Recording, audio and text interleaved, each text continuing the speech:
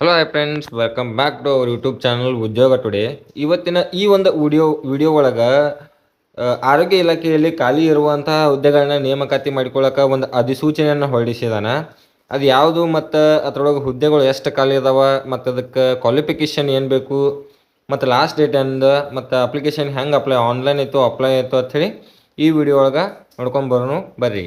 ಮತ್ತು ಇನ್ನೂ ಯಾರು ನಮ್ಮ ಚಾನಲನ್ನು ಸಬ್ಸ್ಕ್ರೈಬ್ ಮಾಡ್ಕೊರಿ. ಯಾಕಂದ್ರೆ ನಾವು ಮಾಡುವಂತಹ ಉದ್ಯೋಗದ ವಿಡಿಯೋಗಳ ಅತಿ ವೇಗವಾಗಿ ಬಂದ ನಿಮಗೆ ತಲುಪ್ತಾವು. ಇಲ್ಲಿ ನೀವು ನೋಡ್ಬೋದು, ಉಡುಪಿಯಲ್ಲಿ ಜಿಲ್ಲಾ ಆರೋಗ್ಯ ಮತ್ತು ಕುಟುಂಬ ಕಲ್ಯಾಣಾಧಿಕಾರಿಗಳ ಕಚೇರಿ ಒಳಗೆ ಅಂದರೆ ಉಡುಪಿ ಆರೋಗ್ಯ ಇಲಾಖೆ ಒಳಗೆ ಖಾಲಿ ಇರುವಂತಹ ಹುದ್ದೆಗಳನ್ನ ನೇಮಕಾತಿ ಮಾಡ್ಕೊಳ್ಳೋಕೆ ಒಂದು ಅಧಿಸೂಚನೆಯನ್ನು ಹೊರಡಿಸಿದಾನ. ಮತ್ತು ಈ ಹುದ್ದೆಗಳು ಗುತ್ತಿಗೆ ಆಧಾರದ ಮ್ಯಾಗ ಇರ್ತಾವ, ಅಂದ್ರೆ ಕಾಂಟ್ರಾಕ್ಟ್ ಬೇಸ್ ಮ್ಯಾಗ ಈ ಒಂದು ಹುದ್ದೆಗಳನ್ನ ತುಂಬಿಕೊಳಕತ್ತಾನ.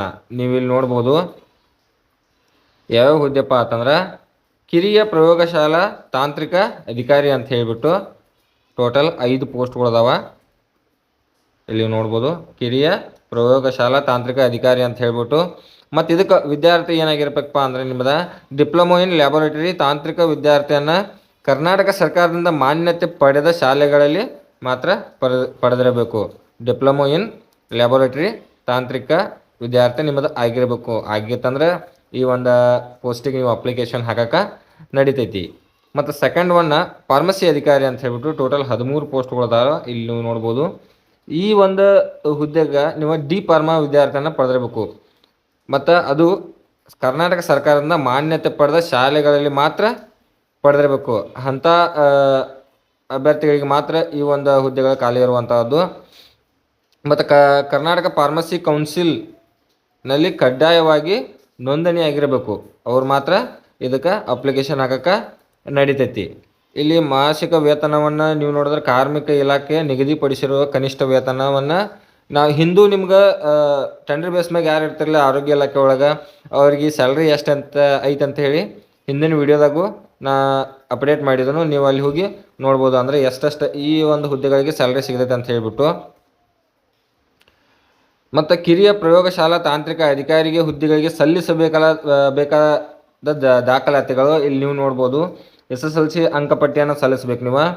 ಮತ್ತು ಡಿಪ್ಲೊಮೊ ಇನ್ ಲ್ಯಾಬೊರೇಟರಿ ಅಂಕಪಟ್ಟಿಗಳನ್ನ ಸಲ್ಲಿಸಬೇಕು. ಮತ್ತು ಪ್ಯಾರಾಮೆಡಿಕಲ್ ಬೋರ್ಡ್ ನೋಂದಣಿ ಪ್ರಮಾಣ ಪತ್ರನ ಸಲ್ಲಿಸಬೇಕು.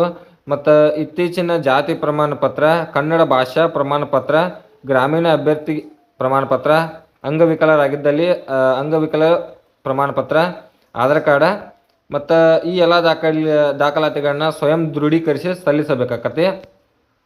ಮತ್ತು ಇವೇನು ದಾಖಲಾತಿಗಳದಲ್ಲ ಇವ ಕಿರಿಯ ಪ್ರಯೋಗಶಾಲಾ ತಾಂತ್ರಿಕ ಅಧಿಕಾರಿ ಹುದ್ದೆಗಳಿಗೆ ಯಾರು ಅಪ್ಲೈ ಮಾಡ್ತಿರಲ್ಲ ಅವ್ರಿಗೆ ಇಷ್ಟು ದಾಖಲಾತಿಗಳು ಇರಬೇಕು.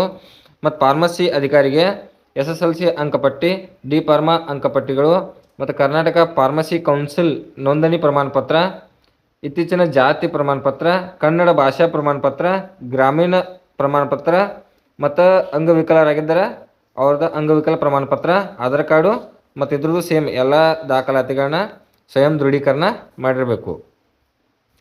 ಮತ್ತು ವಯೋಮಿತಿಯನ್ನು 45 ವರ್ಷಗಳ ಗರಿಷ್ಠ ವಯೋಮಿತಿಯನ್ನು ಇಟ್ಟದಾನ.